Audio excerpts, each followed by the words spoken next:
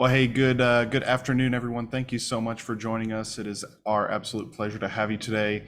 We're going to be taking you through a presentation today called Achieving Actionable Results in DEI.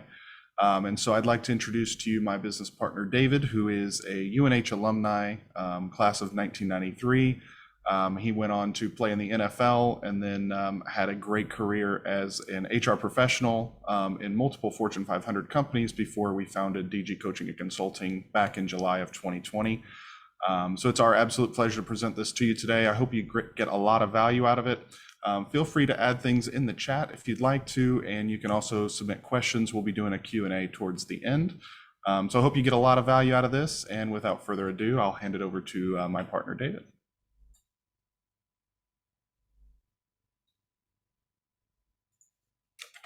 David, you're on mute.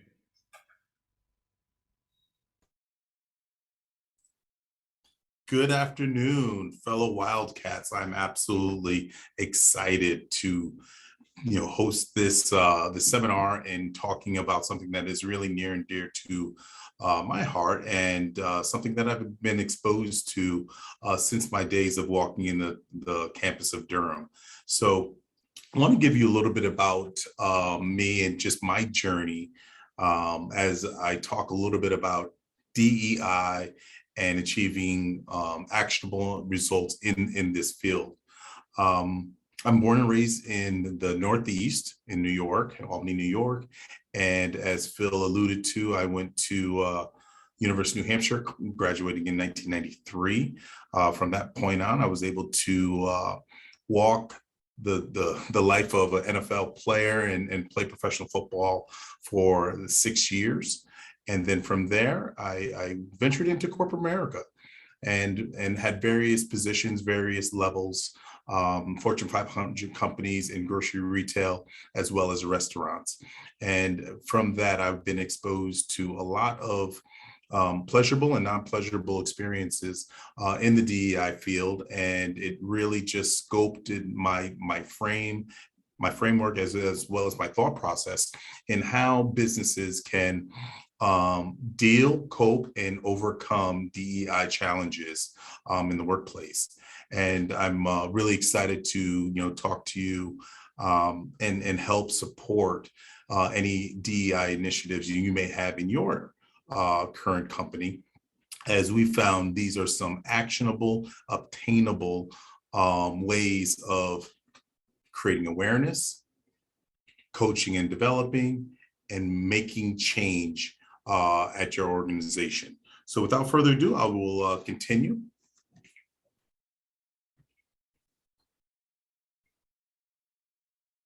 Are we moving? We're not moving.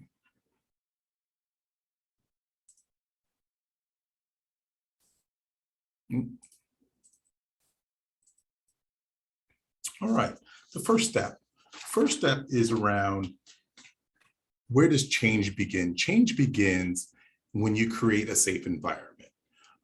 There's a lot of, whether you're talking about financial or social or even any type of movement, folks need to feel comfortable in creating change. And the first thing we need to do is establish a safe environment. How do you create a safe environment? That's just, creating that open lines of communication.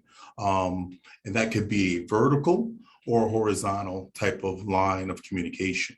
We figured and we found that when you build a trusting relationship, those are the first keys of creating a safe environment. And how is that being built? That's being built with a credibility, reliability, having some type of intimacy with your colleague, and then self-orientation. Let me explain a little bit. So in most organizations, we like to believe that there's some type of succession planning or performance management where you get an evaluation of your work performance, whether that's on a yearly basis, quarterly basis, or it could even be on a monthly basis, that you're getting feedback on how well or things that you need to perform better at, or things that you're just absolutely knocking it out the box. And that is where that trust is being built, because a little bit about your supervisor, or you know a little bit about your direct reports, and you now build an established relationship. So that's where trust is really started. Secondly, intent. As a supervisor, as an organization, what is your intent to try to provide your employees? Is it a learning environment? Is it a sharing environment? Is it a growing environment? Intent plays a real big piece, because if your team members, if they don't trust you, and if it doesn't come from a good place, it is going to be hard to establish a safe environment. And thirdly, it's going to be around respect.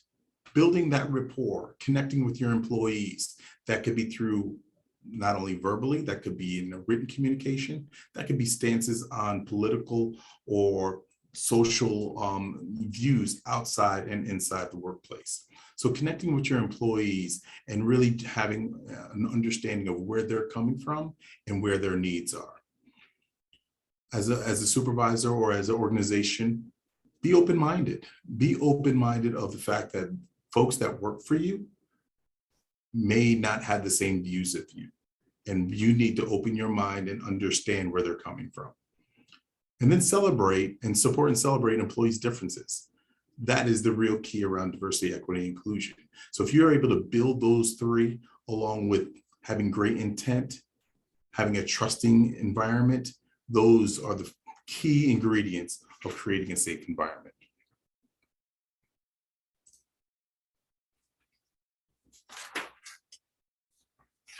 So, but how do we know if it is a safe environment? One could sit here and say, you know what, mine's a safe environment. I know my employees, they know me, and we get along. That's not necessarily true. And that just may be your impression, not necessarily the facts. So let's really talk about that. Businesses should regularly complete an HR diagnostic to ensure alignment of the people side of the business. So as leaders, we always like to look at it through our lens, and our lens is usually a vast lens. It's usually big, it's usually high level, it's usually strategic. Sometimes what could be lost is in the day-to-day creation of a safe environment. What could be lost is a perception of how people feel and the direction they're going. It could be loss of confusion.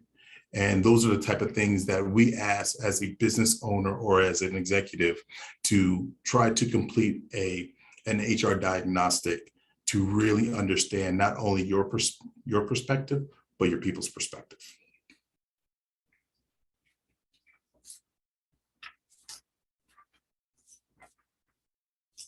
4 steps in this HR diagnostic. We like to say, let's look at it from a leader's vision. Let's talk about the statements of your mission statement, your values, and your leadership principles. And let's see from your lens, from a 50,000 feet lens of what things are going well, what's keeping you up at night, what do you think that you need improvement, where do you think your biggest area of opportunity is?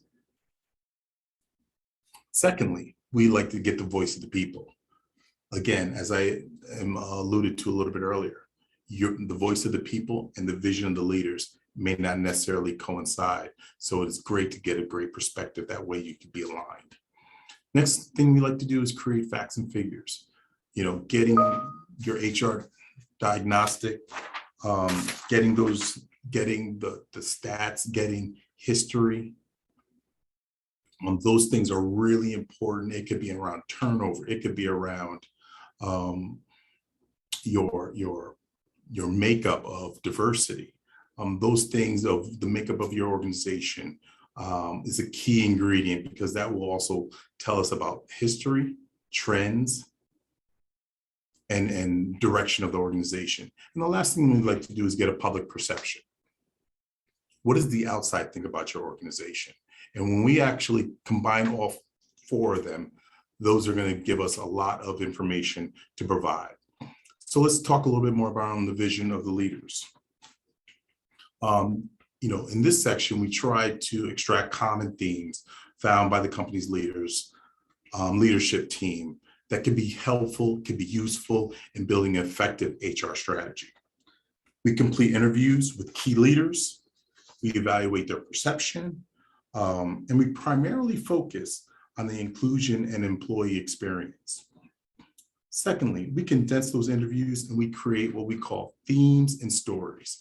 What is the common theme? What's happening? What is your leader, your counterpart, or your co-leader? What do they say? Or do they see the same opportunities as you? Is it something different?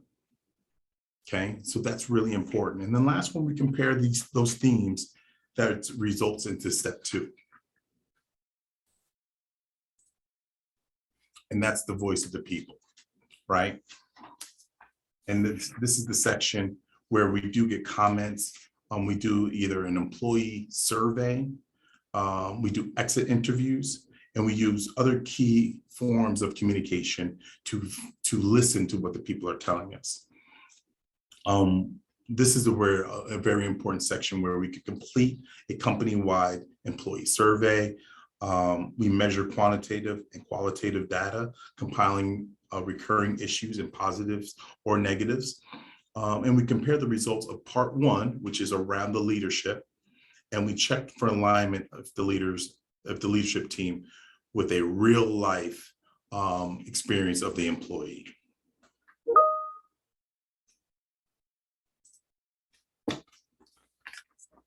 Next piece, around facts and figures.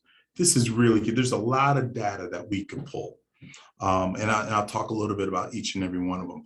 But we feel like if we could compile at least about 5 years of the data, and that is just your employees, the titles, the different levels, where there's the work location. Is it outdoor? Is it indoor? Is it multi-level units? So there's a lot of different key ingredients that we could pull from this data. It could be a certain department that's, bringing some of your data numbers down, especially around turnover. Supervisors, we do look at job dialogues and performance management. The status, how many part-timers compared to full-timers? What is that ratio? What does your turnover look like? Your tenure, your gender, and ethnicity and ages. Those are all key points that we look at to help give us paint a true picture of some facts and figures. We analyze the data in cross sections. We're looking for trends and turnovers for the groups that like the individuals based on their tenure, race, and age and class. And then we run random forest prediction models against the data to see likelihood of the employees will, perhaps turn over based on their characteristics.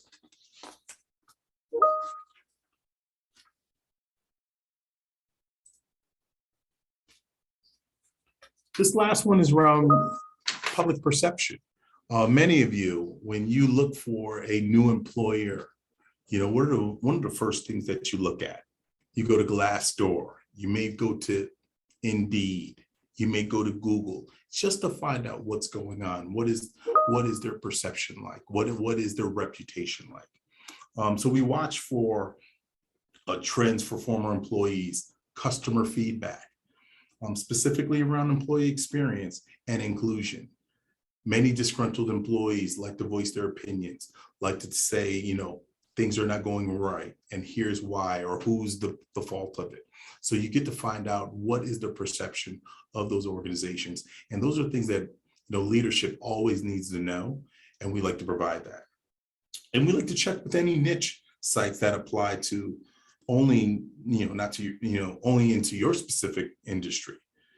For example, Yelp, for restaurants, what are your customers saying? Is it fast? Is it friendly? Is it a great place to work? What is the tenure like? And then you ask yourself, what would your prospective employee perceive the company that you work for? And would you consider working there if you heard or read something that is distasteful in your mind? So this is all the stuff that we would gather in order for us to build a picture and help you figure out what's going on. So part of these themes and stories, and we'll walk through these lines in all these sections.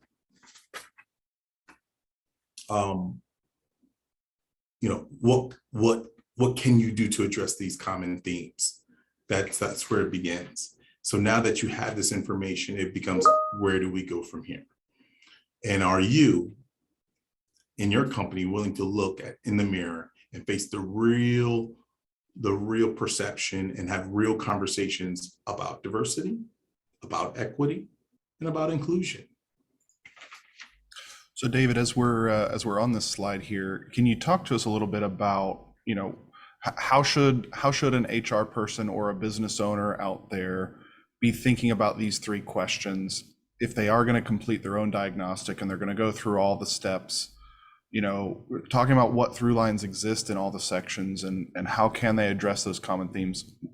What is the process that they should be following, or what kind of questions should they be asking internally in order to get to some real conclusions that are helpful from those 4 sections we just talked about? Yes, thank you, Phil. So the first question you need to ask is, what is your diversity strategy? Right? As a leadership group, do you have a defined leadership strategy? Do you have a defined diversity strategy? And if not, how do you begin to, dissect that piece? We want our diversity strategy not to be a separate entity, but we want it to be woven into your company strategy and your company mission.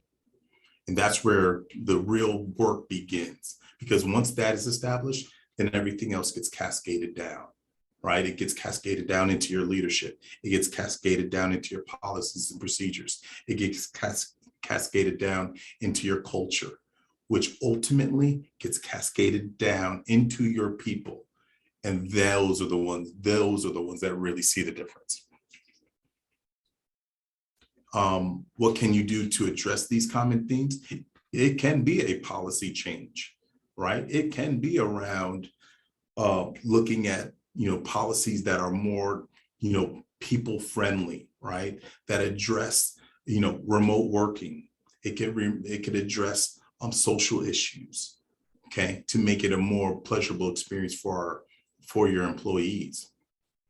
And as a company, if they're willing to look into the mirror, you may figure out that it may be your turnover, right? If you're having high turnover, is it part of your onboarding procedures? Is it part of your selection?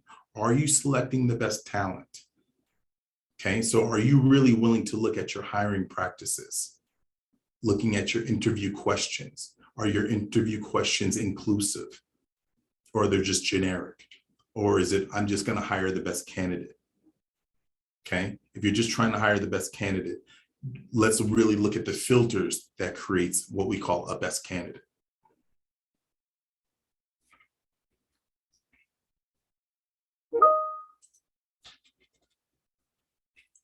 As we talked about in creating a safe environment, it all comes back to intent. What is your intentions as a leadership group? What is your intentions as an organization? If you want to compete in today's market, you're going to have a diversity, equity, and inclusion strategy that is right for your organization, right? That's right for your industry. That's right for your demographics. Because your competition is doing the same.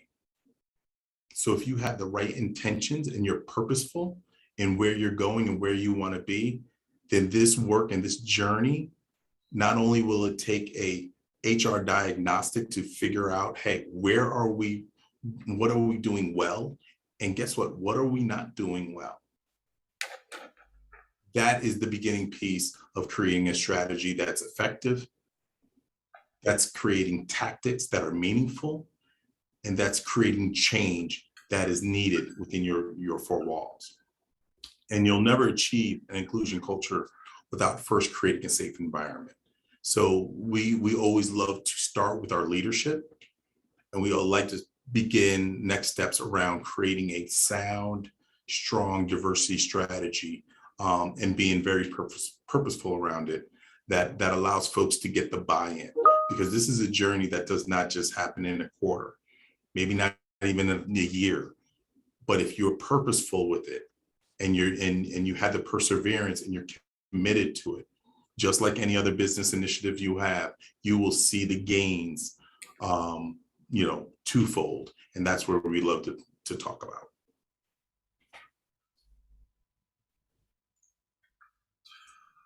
So David, talk to us a little bit about, I think there is a lot of perception out there from business owners, HR professionals.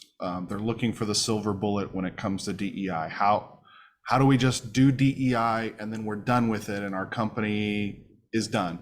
Can you explain, a little bit about our philosophy around the diagnostic and then what comes next after the diagnostic and how all that works together to promote that DEI journey?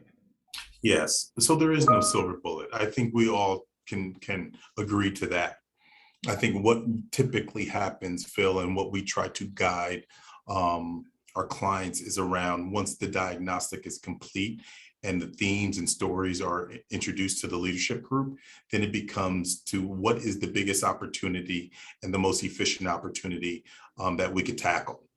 Certain things could be tackled in regards of creating a strategy, sitting down and saying, okay, here's where we want to be in the next year or two. And here's some of the policies that we could change right then and there. Then it could look at really listening to the people. A lot of the times you'll find a lot of your answers when we do the employee surveys. And when we look at those surveys and they're talking about why they're disgruntled or why they're not satisfied or why their experience is not rewarding to them, and as they're looking for other employment or outside employment, those are sometimes where we really get to focus as an organization and create corrective actions that improves the work experience and the efficiencies of our team members. So that's the next step. The next step is really taking a look at this diagnostic and creating where we have what we call low-hanging fruit, and we could just make some simple changes because they're aha moments and we did not recognize some of the opportunities that we did have in our organization. Or it could be a long-term strategy that may have to be built into our finances, right, and our financial backing. So we didn't budget for that this year, so it may be a long-term piece of that, and that's where we try to guide our clients. Where can we take care of some things today, which could be simple changes, and where do you want to invest into tomorrow, and what does that outcome look like? And we try to guide them and create a path of success. With that being said, we then begin in having those changes, right? We begin to look at content within your organization to begin. Many times our clients, this is where they struggle. They get this information, they figure out what's going on, then it's, okay, what's next? Where we go from here? And I would always say, not always, but we tend to talk about training or retraining. And that's where we could add either, diversity, DEI training 101s, or we could have, if you're at a stage where you've already had those trainings, we could either do a refresher, or we could do something, and if you're advanced, creating, BRG groups that could help sustain the culture that you're trying to create. So depending on the level of where you're at as an organization, we have ideas, concepts, and suggestions that could help propel the movement of your diversity journey, as well as help coach, teach, and explore with your leadership. So it always aligns not only with your strategy from a DEI perspective, but also from your company values and your goals financially for your organization. Absolutely. One of the things you mentioned before was about comparing, DEI to other departments in the business. I think a lot of times DEI sort of gets put as a nice to have and sort of an afterthought. So can you talk to us a little bit about that? Again, we have almost 80 leaders here and DEI advocates on the call today, and we appreciate all of you being here. How should these people be thinking about DEI as part of the business strategy and not as an ancillary bolt-on that we figure out after the budget's finished? Yeah, and that's where I would always say that's where this conversation has to start from the top. right? It has to start from your leadership group. Many times this initiative may start at the mid-level where you might have a director or a manager leading the charge, but if it doesn't align with the company and the leadership's vision, then it's going to be an aftermath. It's going to be a second thought. It's going to be a oh, by the way. And as you know, there's times in businesses when things are well, and there's going to be times when things are real lean. And if it is not totally aligned with your organization, when the times are lean or challenging, that's when a department or a strategy like DEI gets pushed to the wayside, or we'll get back to it next year, or we don't have enough time, or we don't have enough money to support that strategy. So to your point and your question, Phil, it is absolutely imperative that your DEI strategy is totally aligned from the top of your leadership, right? And it's part of your company values or your company mission or your company culture. That way it's not an after part, it's part of your DNA. First of all. Secondly, if you want to create sustainability, if your DEI strategy and your company values are aligned, that's when this is not going to be, oh, we just had a great meeting or we just had a great training and everybody's really excited. And then we go back to our normal behaviors of talking to this person, not including that individual, not having inclusive policies and procedures, and we just continue to get into that cycle. When your DEI strategy and your company vision is aligned, sustainability has an opportunity, and that's where folks, that language, people are able to have a safe environment and say, you know what, we just had a meeting and it was around succession planning, and we're in, it has nothing to do with our strategy, and feel comfortable to speak up and speak out, or to ask, where do we stand on a social movement that's happening out in the news, and people feel comfortable, having those conversations and being prideful of, hey, here's where my company stands when it comes to, Black Lives Matter or some of these social events that happen in our day-to-day life. So that's really key, that it can't be a separate entity, but it has to be in alignment with your organization. Absolutely. Well, hey, we've got some amazing questions pouring in. If you have questions, please feel free to drop them in the Q&A. David, I want to get started on some of these because there are a lot coming in, and I want to make sure we get to all of them.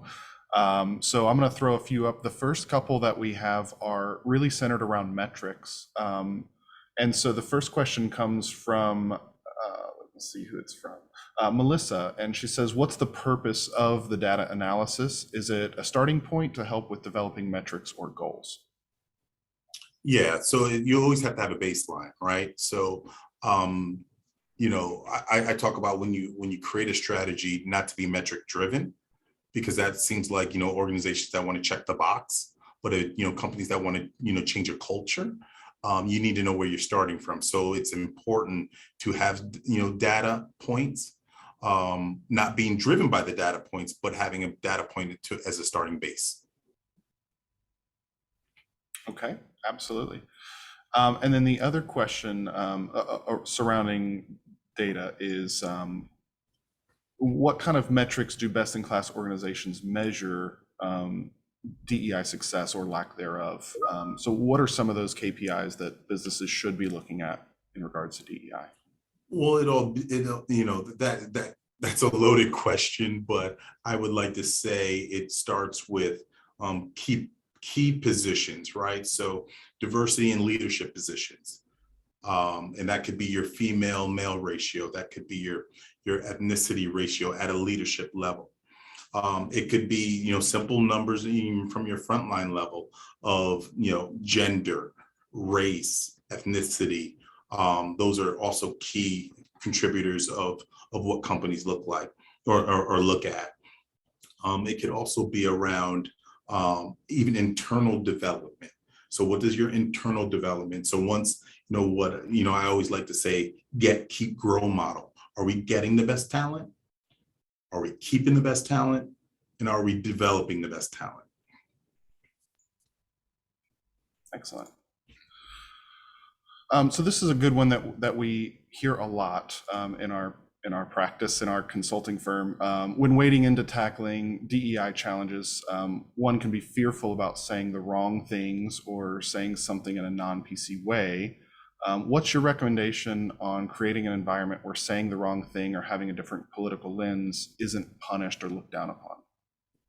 Yeah, so that's a two-headed monster, and I love that. And as you know this, Phil, we've tackled this a lot. And it goes around what I call being uncomfortable till you get comfortable. And what I mean by that is if there is a sense around creating the safe environment that, you know what I don't know is what I don't know. And again, a lot of companies get stuck with that. Well, I don't want to say the wrong thing, so I don't say nothing at all. And we need to, start by creating that safe environment, saying, hey, listen, I may be your supervisor, I may be the CEO, but I only know it from my lens. And we are going to create having candid conversations that, you know what, I may say the wrong thing, or I may see it differently from you. But if you are having really good intentions, and again, I get back to the safe environment model, trust, intent, and having being purposeful, and being respectful environment. Those are, what we call, it's okay to make a mistake. I am going to say something wrong, or I am going to look at something differently. But if you really, fall back on the principles around a safe environment, then those things are going to be okay. Not only they're going to be okay, you're going to grow from it, because what you don't know, you're going to learn more from your colleagues, your directs, or even your leader on the things that you guys don't know. And then that will in turn create a culture. And that's where the success, that's where the qualitative measurements come from, where you could create a culture that I feel good, I feel open, I feel okay to not know, because I'm getting questions from the outside. I'm getting questions from the people that report to me. But now I feel okay to have good conversations, to be open, to be candid, and to be what we call vulnerable. You're gonna have to really, what I call rumble with vulnerability. And once you accept that piece, then that's where the growth really happens for not only you, but for the environment that you work in. Awesome. So, along those same lines, we have a question here. If employees of a particular ethnic, racial, gender group don't feel safe expressing their opinions due to a fear of reprisal for expressing an unpopular opinion, how can that company even proceed toward an environment of DEI? Yeah, and that's the challenge. That is the challenge. That is the challenge that a lot of companies, or at least a lot of employees in companies feel. And that's why this podcast is so important, to let, leadership know that you have employees that don't feel the way you feel, and they're not experiencing, their work experience is not the same as yours. How can you make it better for them that will make it better for your organization? And it really begins with understanding that, getting that HR diagnostic, getting perceptions from your colleagues at the executive level and seeing their vision, getting, the minimum, I would say the minimum, do an employee survey. And that's just not for DEI work. That is just for, employee satisfaction and employee experience. And really read it. And most importantly, do something about it when there are red flags. I think if companies do that, then this question will be at least entertained, and there will be guardrails that will help every employee feel the way that the company intends to want them to feel, and have a great, employee experience. Absolutely. So here's another one that I know we've dealt with quite a bit in our firm, and I'm sure a lot of people out there are feeling this. I wonder if you have advice about dealing with higher ups that are not motivated to do any kind of DEI training. When I truly know how important it is to our team, are there things that we can share to change their mind, studies, articles, or statistics? Yeah, and so that is a big challenge. And to your point, Phil, we do have some clients, but we have to look at the business proposition, right? I think every company, and every leader in the organization wants to be as most profitable as possible, right? That's why they're in business. So you really have to look at what is that value proposition for them? What's in it for them, right? So it becomes if they find the fact that their organization, they have a lot of employees that are disgruntled, or they're leaving and they're looking at turnover. I love using the example around turnover because that hits your bottom line, right? If people are leaving, if your best talent is leaving and going to either the competition or they're just leaving you, that right there will put concern for every leader that is either listening to me or that that you're dealing with. And that's really what the value proposition you have to present to them. Because at the end of the day, it's not about black or white. For them, it's about the green, right? The green money and the revenue, and the way they do it. If they're looking at it through their people, then they're going to have to listen to their people, and that's the proposition. I'm following it, and the example I have is around Starbucks. Really powerful company, right? Multiple locations everywhere. And, from the reports I'm reading, they're not listening to their people. So one of two things are happening. Either the people are going to leave, or now they're dealing with another bigger issue, which is creating a union that's going to have people talk for them. So that's the proposition I always tell to, I talk to leadership they don't see some of the benefits or the value in at least creating a diversity strategy and having the point of listening to their people. If not, they're going to listen to them in loss of sales or revenue, or perhaps to this extreme, having somebody represent them so they could be heard. Absolutely. So along those same lines, can you dive a little bit into the vision of the leaders section from the diagnostic that we recommend? You can do this yourself. We can do it for you either way, but how should someone be doing that vision of the leaders? Can you kind of walk them through that step by step? Yeah. So it's if anybody's on this line that has done an interview, that you're interviewing for a vacant position on your team, it is the same concept. It is literally an interview. We base it depending on the industry and the size of the company and kind of where they would like their desired outcome to be, between 7 to 15 questions maximum, because a lot of the answers will bleed in. And there are questions from what keeps you up at night? What's your biggest fear right now? To how do you see diversity, equity, inclusion in your organization? Are you satisfied with it? So there's really heartfelt questions that's going to lead them to say, and let me give you some more questions before I get to that conclusion. Do you feel your team is happy?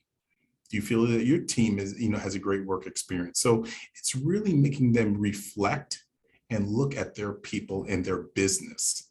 It has nothing to do with financial goals. It has nothing to do with progress on market share. It's all about their opinion and their vision of their people and the culture of their organization. And that's the information we take. And then we also challenge them questions around their peers. What do you think your colleague or your peer thinks about these same questions? So we start to really get an interperspective look at what the leadership is. And that's what we compile. So as they look at their people, their directs, and their peers, those are some of the information, the information that we get. And then that's when we create our themes and stories, because you would like to believe that all the leadership is even aligned, even if they can identify the same opportunity.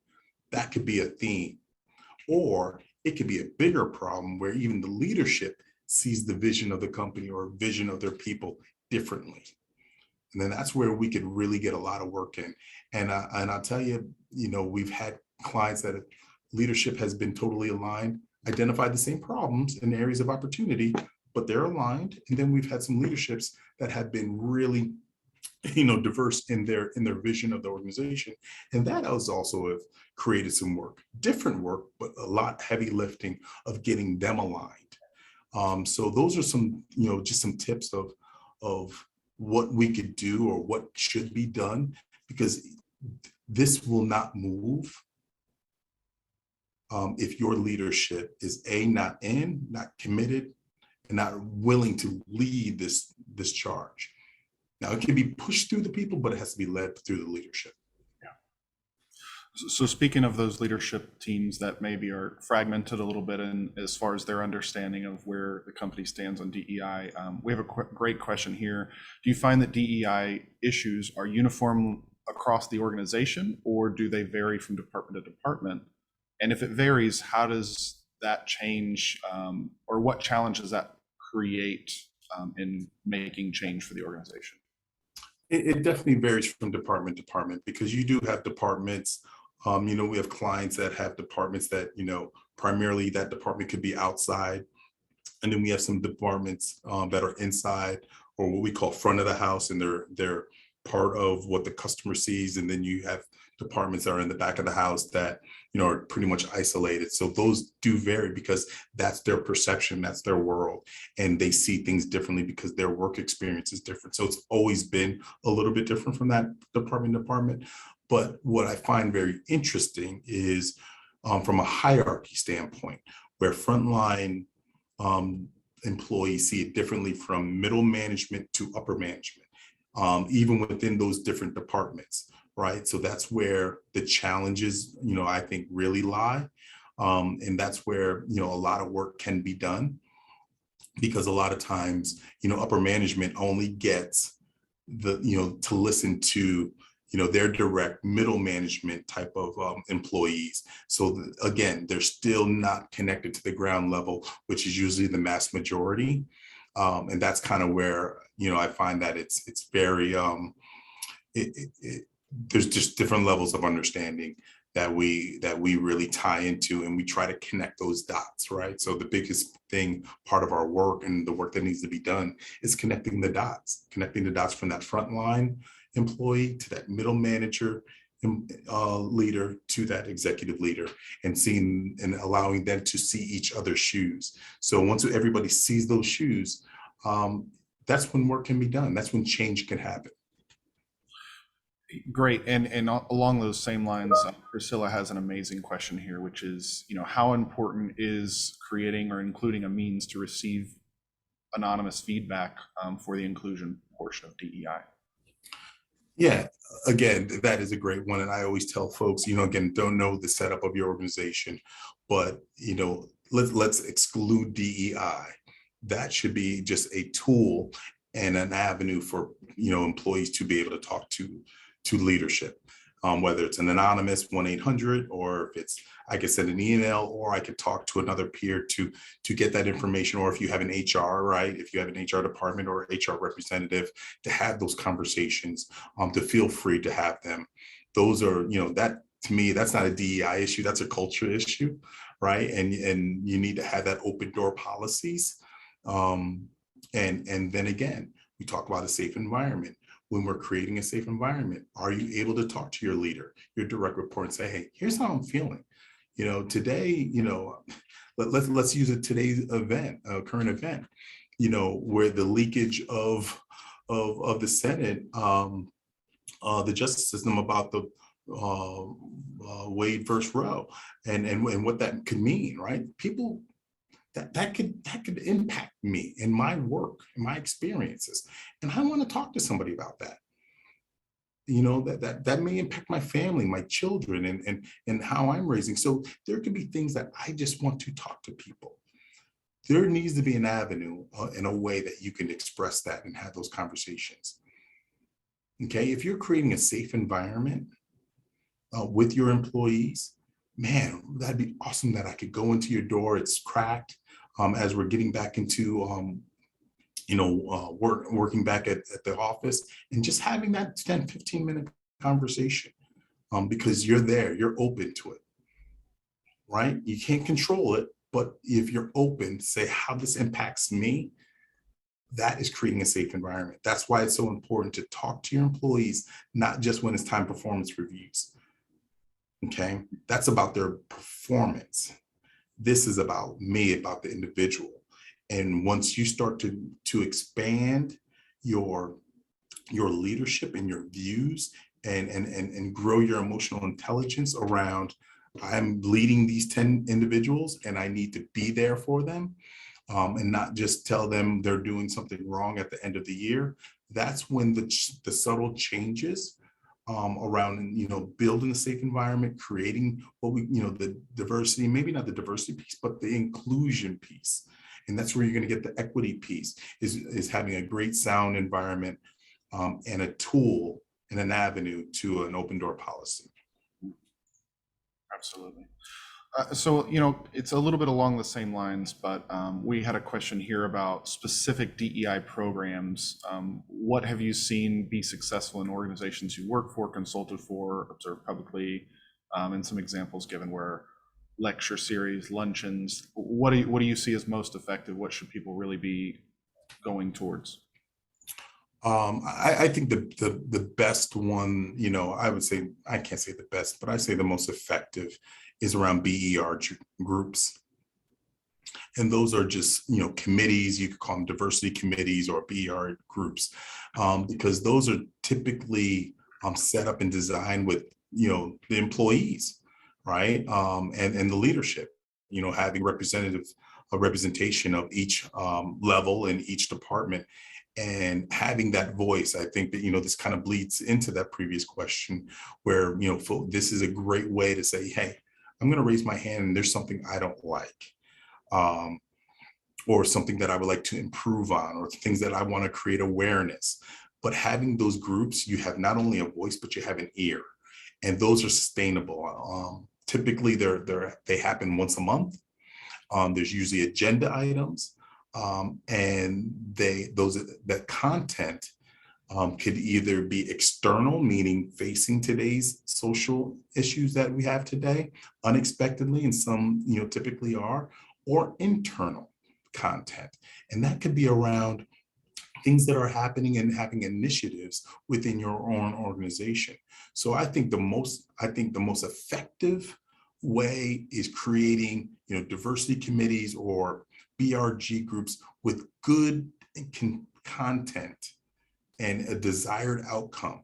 A lot of times they fade away or they're not as effective because there's not a good content and they don't have a desired outcome of where they want to be 6 months, year, 2 years down the line.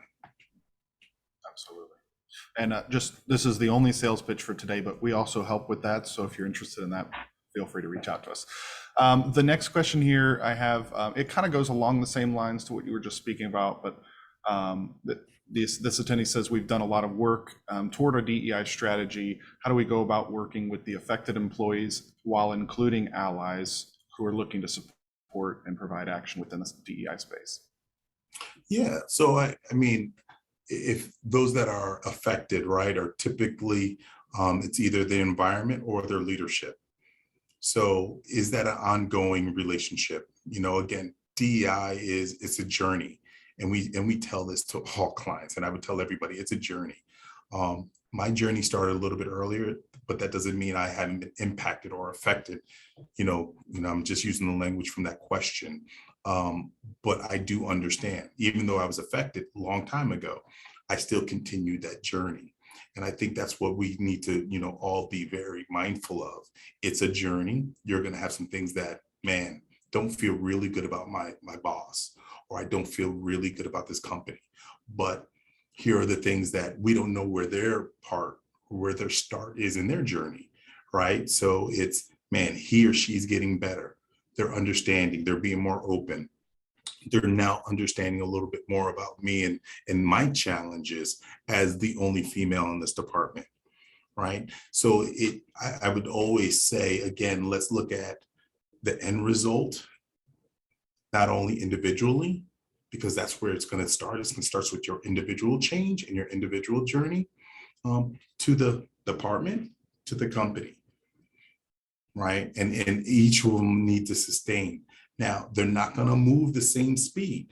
And I think that's where, your question comes in.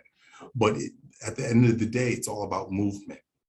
And if you have what we call milestones, and that could be, okay, at the end of the year, where do we stand?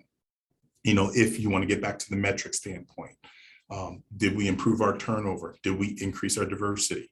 Right? Even from a policy and procedure, we went from, my performance review was, a 1-pager to now I have, individual development plan, that, they're going to invest in me because they listen to me and now they know what I want. So it really begins on where does your organization stand? Where's your step in the journey, right? Are you just the victim? And you're, and you can't get past it? Well, then there's going to have to be a lot of individual work that needs to, get done. But we like to believe that you're improving and you're going in your journey as well as your organization, and you see improvement, which is going to create retention. It's going to create a better work experience, more productivity and sustainability, not only from a social standpoint, but from an organizational standpoint. Absolutely. So we've got time for a couple more questions. I don't know that we're going to be able to get to all of them, but we're going to try and power through. So the next one comes, what large, well-known organizations do you think are doing really well on the DEI front? For example, is Disney doing a good job? Patagonia, the NFL? Who are you seeing right now, David, that you feel is doing a great job publicly?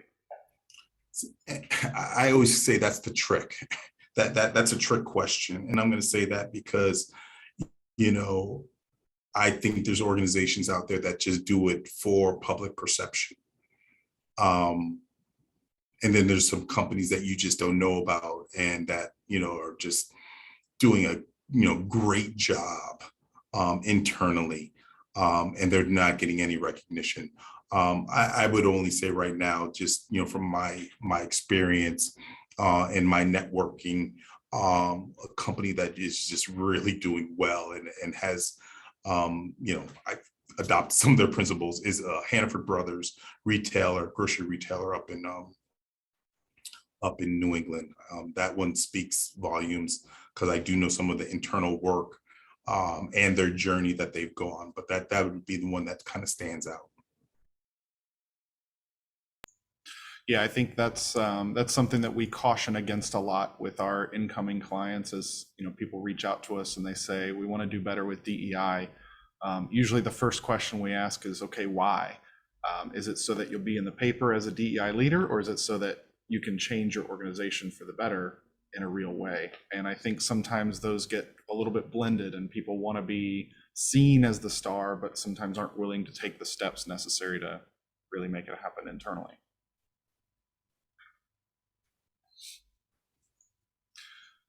So the next question comes, with states that may have new divisive concept laws, such as Florida's new law that came out as we're aware of.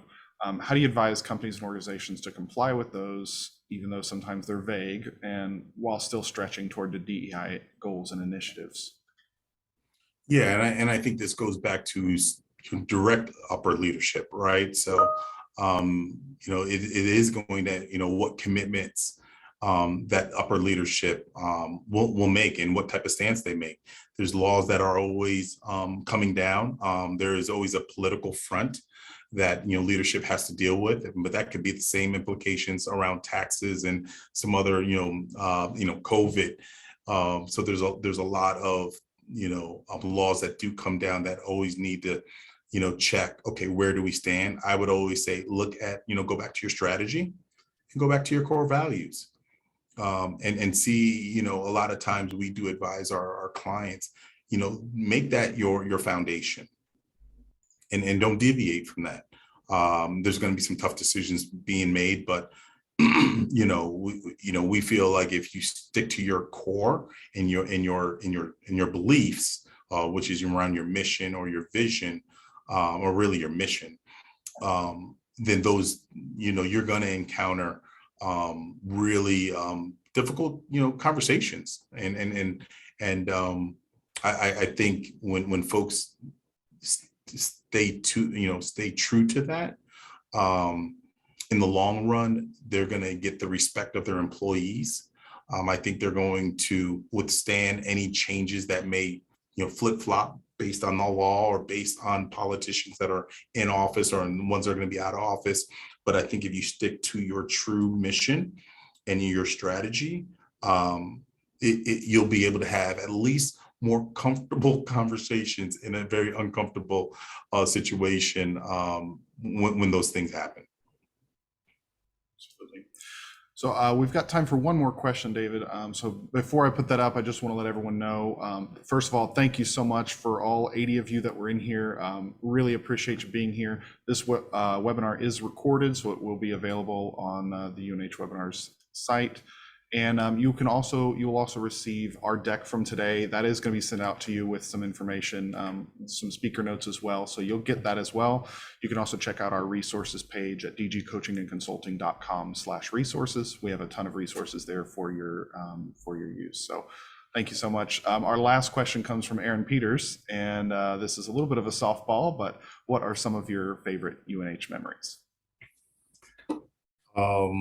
Wow, we're talking about 93. So it's definitely walking, Congreve. I think that's where my freshman year, just the fun times in Congreve, ATO, when you had a lot of different fraternities on campus. I can recall trying to go to D-Hop, which is Durham House of Pizza, and getting chased by a dog. They had this big Great Dane that used to chase me and my teammates. So always trying to get past that Great Dane was probably a fond memory for me. And then most importantly, just the times on the football field and winning, winning great games and competing and representing the Wildcats. Those are definitely my fondest memories. Excellent. Well, David, thank you so much. Thank you to all of our attendees. I will hand it back over to Jen so she can take us out. Thank you, Phil. So many questions. This was amazing. We definitely will send out resources afterwards. And if your question wasn't answered, we can see what we can send you with details about that. But thank you so much, David and Phil, for being here today. And thank you for everyone that has tuned in. We will see you at the next webinar. Thank you.